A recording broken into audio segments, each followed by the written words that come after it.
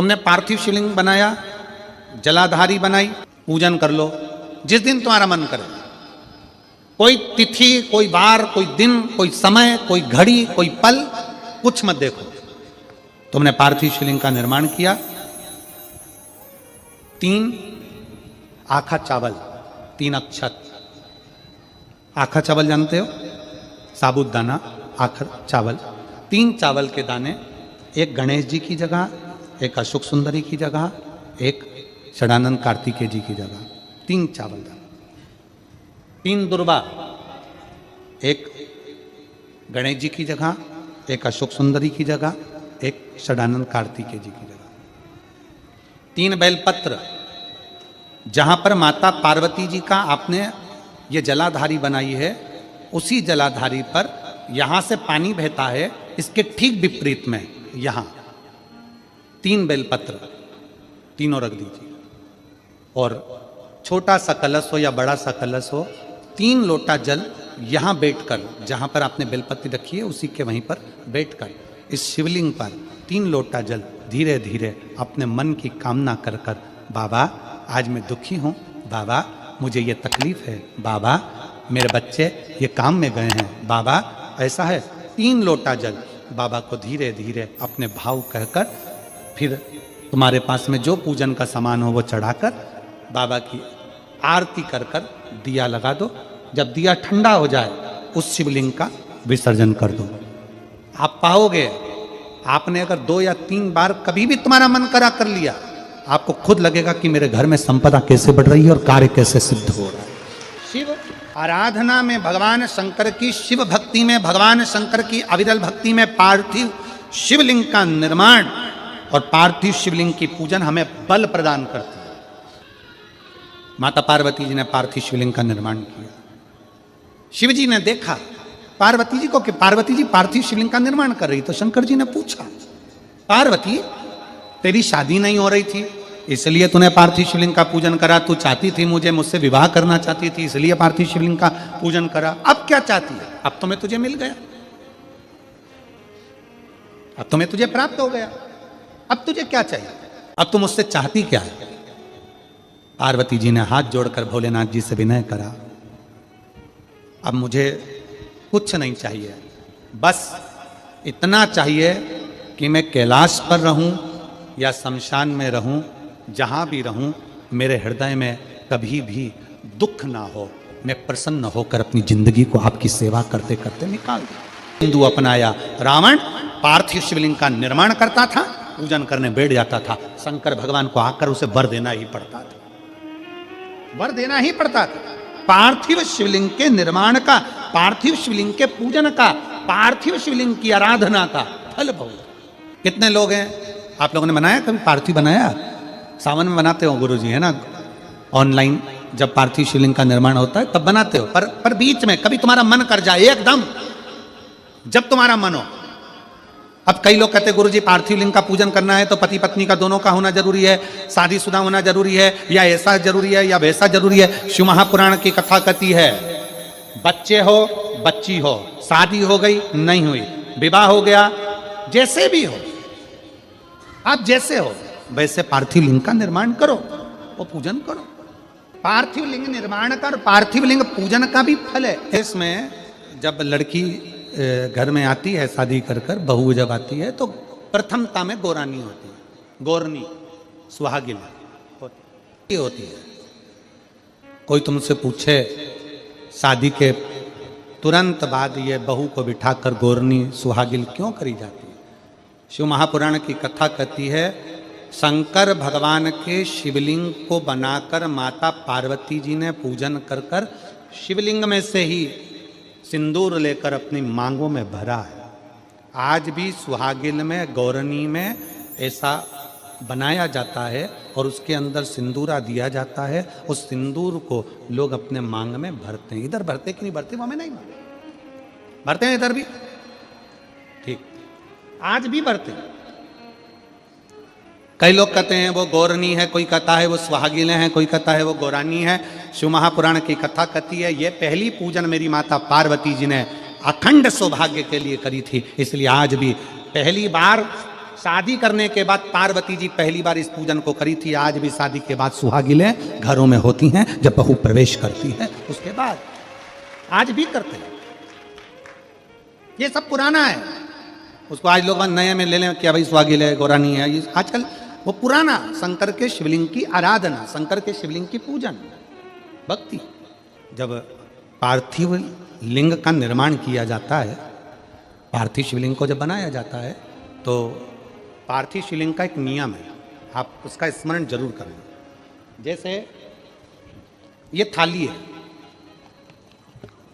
मान लो ये थाली है, आपने मिट्टी का शिवलिंग बनाया, पार्थिव शिवलिंग बनाया। कई माताओं की आदत रहती है थाली की किनार से हाथ को पोंछकर उसको भी लेकर शिवलिंग में लगा दे। कई मेरी जीजियों की, कई मेरे जीजाओं की, कई मेरी माताओं की, कई मेरे बेटियों की, कई मेरे बेटाओं की आदत रहती है। समझ में तो आ रहा है ना कि थाली बुलवाऊं? लाओ तो थाली लाओ जरा पूजा। कई मेरी जीजियों की आदत क्या होती है, पार्थिव शिवलिंग का निर्माण करेगी, मिट्टी इसमें भर लेगी, सब कुछ कर लेगी। आप मिट्टी इसमें मिलाओ, मिट्टी मिलाने के बाद में आप उसका पार्थिव लिंग का निर्माण भी कर लो, मना नहीं है। पर निर्माण करने के बाद में जब पार्थिव शिवलिंग का निर्माण कर लो, उस समय पर हाथ को इस तरह से पोंछ कर फिर शिवलिंग में उस माटी को लगाना, यह श्रेष्ठता नहीं है। पार्वती जी ने पार्थिव लिंग निर्माण के समय पर एक छोटा सा भाव प्रकट कर दिया, और जब छोटा सा भाव प्रकट किया तब शंकर भगवान ने कहा, पार्वती, ए पार्वती, तुमने पार्थिव लिंग निर्माण के समय पर माटी को अपने हाथ से खरोच कर लगाया है, तो तुम्हें भी संतान की जो प्राप्ति होगी वो शरीर के उपटन से ही होगी। और सुनो पार्वती, तुमने वो माटी को बाद में अंकित किया गया है, इसलिए तुम्हारे पुत्र का शीश कटकर फिर वापिस अंकित किया जाएगा, पुनः फिर लगाया जाए। शिवाराधना में मिट्टी को बनाओ, पर मिट्टी चारों तरफ लगी, आप पोंछो, मना नहीं है। आप हाथ भी पोंछ लो, हम मना नहीं करेंगे। आपको हाथ पोंछना है आप पोंछो, पर उस मिट्टी को फिर वापस शिवलिंग के साथ में, जब शिवलिंग बन गया फिर उसी मिट्टी को वापस आप उसमें पोत रहे हो, ये श्रेष्ठता नहीं है, उसकी श्रेष्ठता नहीं है। ये अचार की बरनी नहीं है कि यहां से निकालो, यहां से निकालो और लगा के रोटी में फिंगर बना के, फुंगा बना के खा लो। आप निकालो, मना नहीं है। मिट्टी का पार्थिव शिवलिंग बनाया, थाली की मिट्टी साफ करी, साफ कर कर आपने किन्नौर पे झड़ाया, हमें मना नहीं है। पर ये मिट्टी वापिस शिवलिंग में नहीं लगा, ये मिट्टी फिर अलग से रख दीजिए। उस मिट्टी का भले फिर आप नंदी बना लो, उस मिट्टी का आप दूसरा कोई सखी बनाना है, नंदी बनाना है, कुछ बनाना हो, सांप बनाना हो, सब कुछ बनाओ, हमें मना नहीं। पर शिवलिंग की जो आकृति है उसमें फिर ये मिट्टी का प्रयोग नहीं हो। पार्थिव पार्थिव है।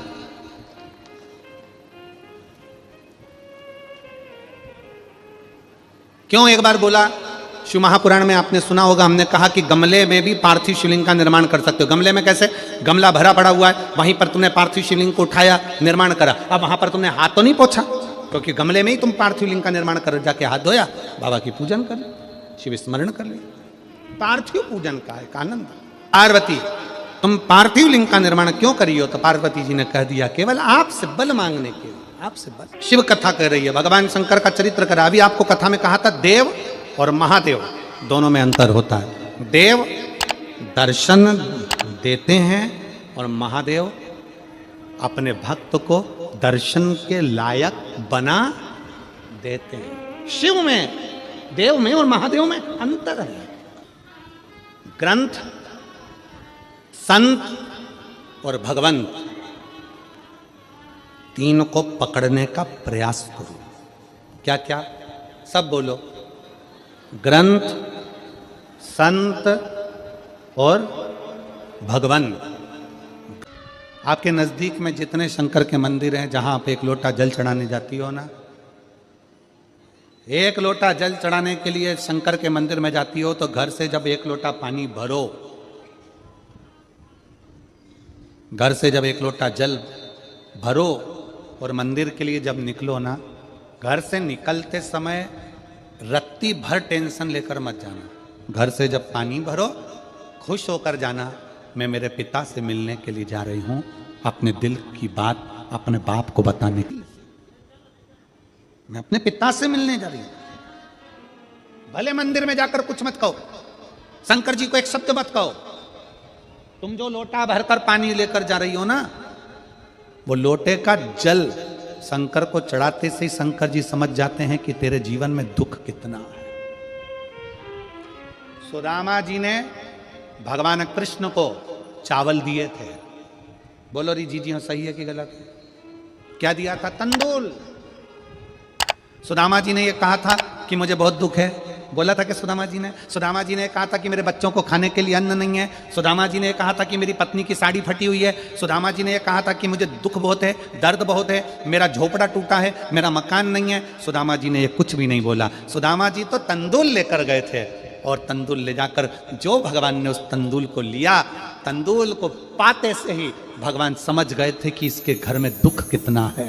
तंदूल मुख में गया और भगवान कृष्ण समझ गए कि दुख कितना है। 3 लोक का राज्य दे दिया।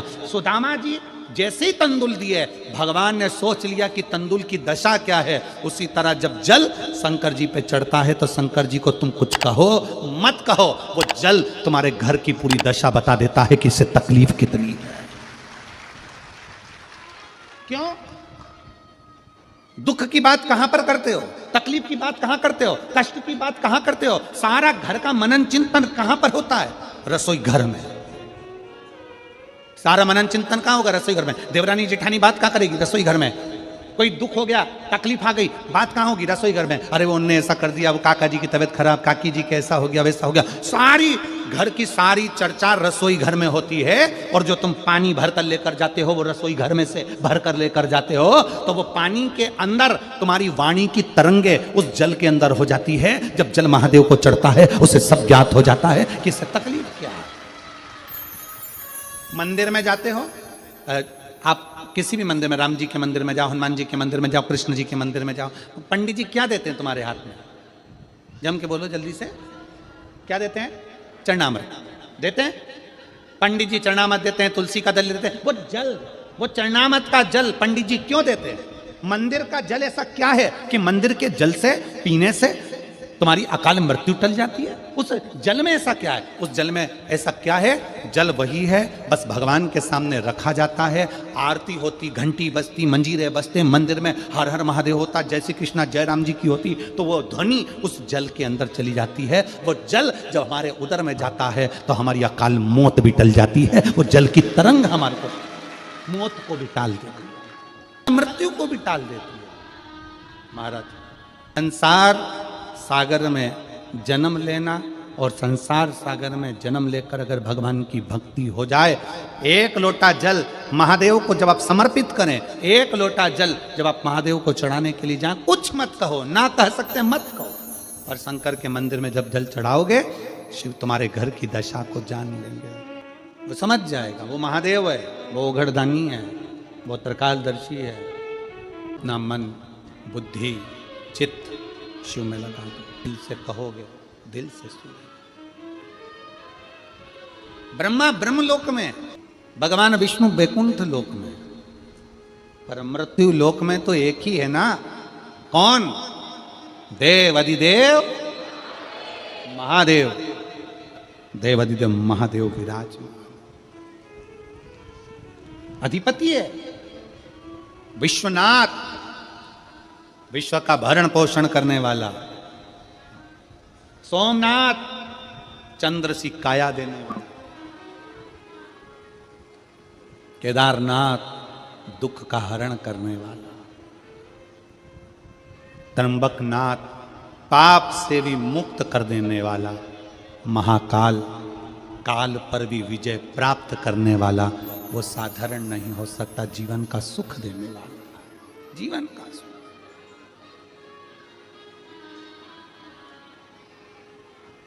इसलिए अनोगरदानी, त्रिकालदर्शी, कैलाशी, विनाशी शिव की कथा कर रही है।